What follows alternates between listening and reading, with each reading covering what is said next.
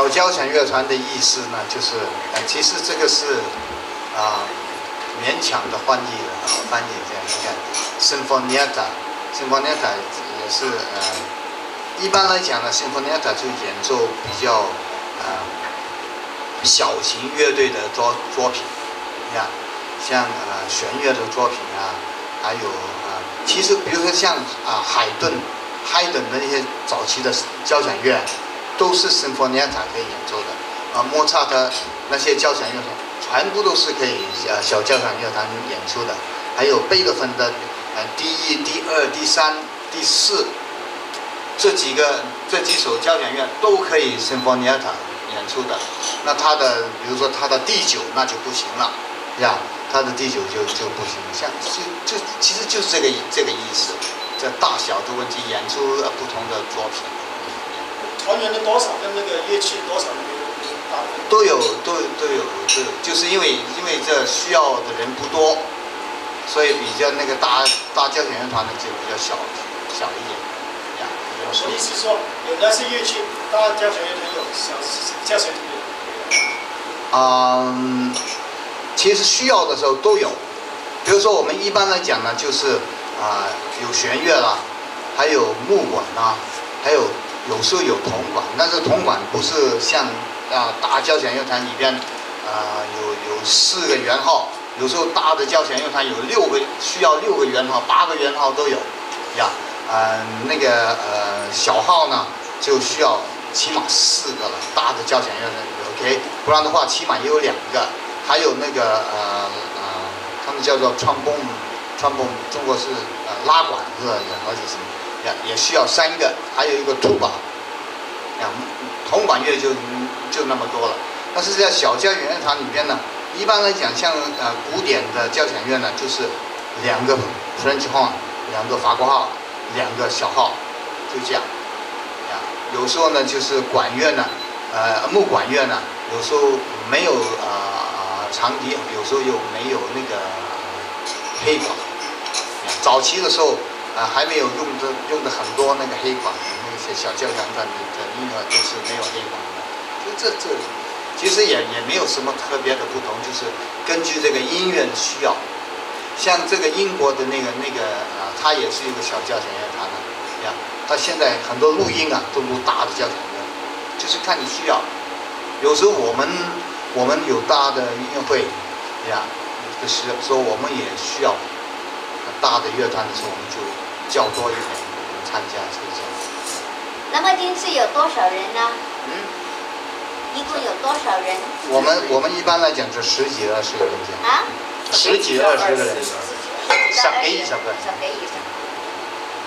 即係有啲似室內管弦樂 chamber。chamber 輕巧啲嘅嗰個。chamber 即係室內啦，即係嗰個音樂廳都係唔需要太大。你喺呢啲音樂我哋一般嚟講就好似 Grand Goose Studio 啦，依家喺多倫多最好嘅室內樂嘅演出嘅音樂廳，CBC 個廳，佢就係300幾400咁多。所以我们这个小交就是每年都要找一些拿加拿大奖的年轻还是孩子，给他们机会来表演。你看，要是在大学里边读音乐，还是音乐学院里边，你想找机会跟乐队是非常困难啊。什么很多演奏家就是要跟乐队合作，这个机会有的是很不容易，所以我们就是提供这个给他。So Victoria。他刚刚考了10级，8岁10级拿了91分，所以他是非常有成绩。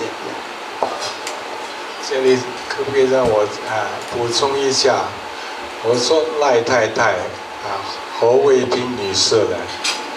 我在我这个经历里面呢，觉得她是个有点金属。那个英文叫做 Midas touch， 就是那个碰一碰那个小孩呢，他就变成金的了，黄金做成的了他这个有特别的那个技能，就是这个，他专心的非常喜爱音乐，而且呢跟小孩在一起教他音乐的时候，在一起指点他，一起唱起来。所以这个小孩呢，对音乐的非常的喜欢啊，而且呢，弹起来不是单单弹那个乐谱，是弹出的是这个音乐，是歌唱。所以这个就叫點金屬、點金術啦，呢個係好高手嘅，呢個非常難得嘅一個音樂。因為這個留在我們吃飯時候大家談話，這個是後話。1、2、3。來，請看這邊。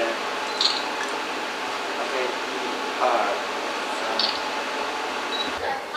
Hi Joyce, I know you're brought from a music family. Does that influence you go to music as a career? Oh, definitely. For as long as I've known, music has been a part of my life. My parents were both music students in Vienna when I was only 2, and I was with them. And even as a young child, I played piano and violin, starting from 5 years old. And it was what I did every single day. And they sat with me and practiced with me, and I spent all my time playing music. Same for your musical training or career type. Do you have any difficulties or any bad things?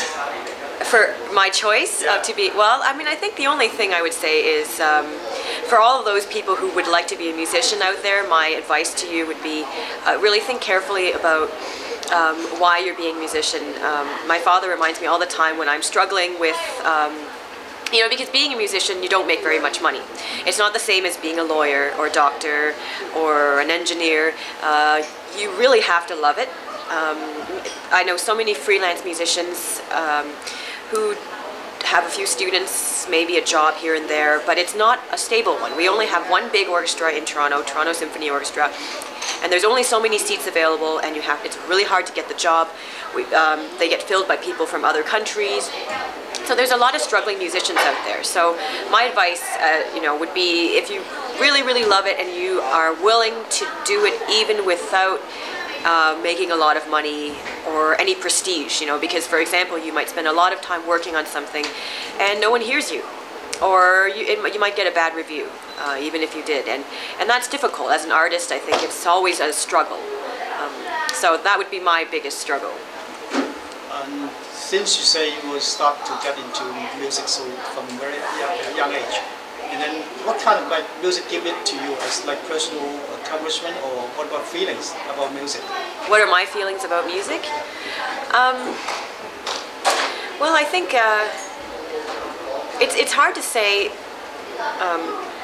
Music is on the one hand, it's very complicated as a musician. When you're working with one piece of music, all of the different ideas and interpretations that you can draw from it. It's also a social thing. You perform with people, you are communicating, but on a very, very personal level, music is a very spiritual thing.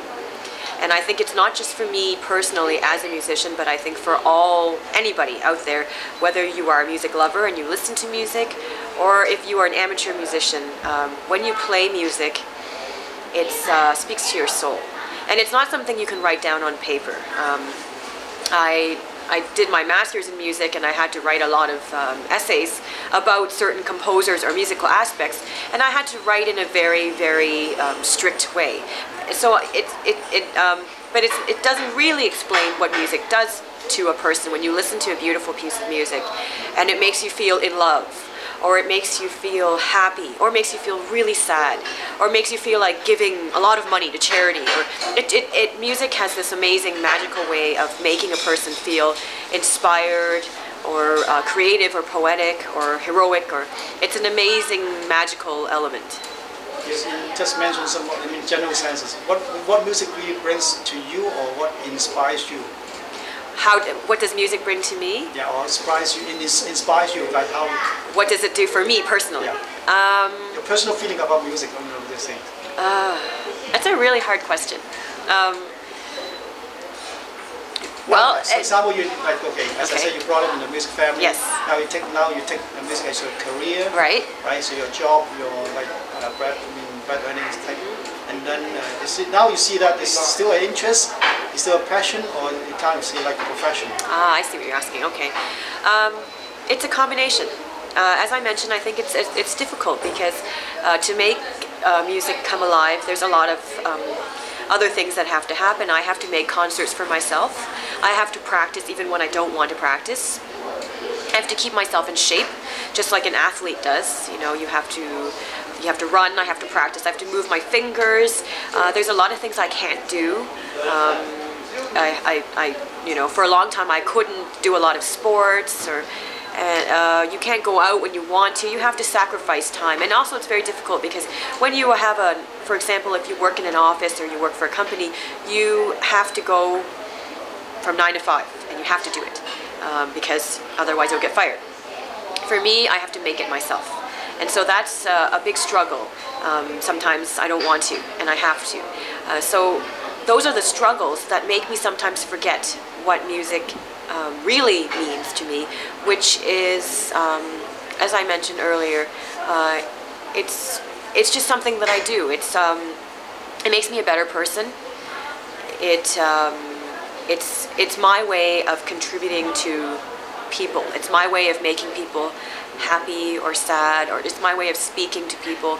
I'm hoping to bring music to those who are less fortunate, for those who can't afford to go to concerts. I often do a lot of free concerts. Music for me is a way of communicating with the world. Let's talk about classical music. Some people say that classical music is just for a small group of people who are minorities, and how to like popularize it and how to like promoting classical music to the general mass. That's the $1 million question. Actually, I really, I've been thinking about that a lot recently, and ironically because I have a lot of friends who have been asking me the same thing. In the past, there have been things that have become obsolete because people don't like it anymore. They don't need it. You know, for example, typewriters. Nobody really uses typewriters because we've got computers now, or you know, tape players as opposed to CD Walkmans.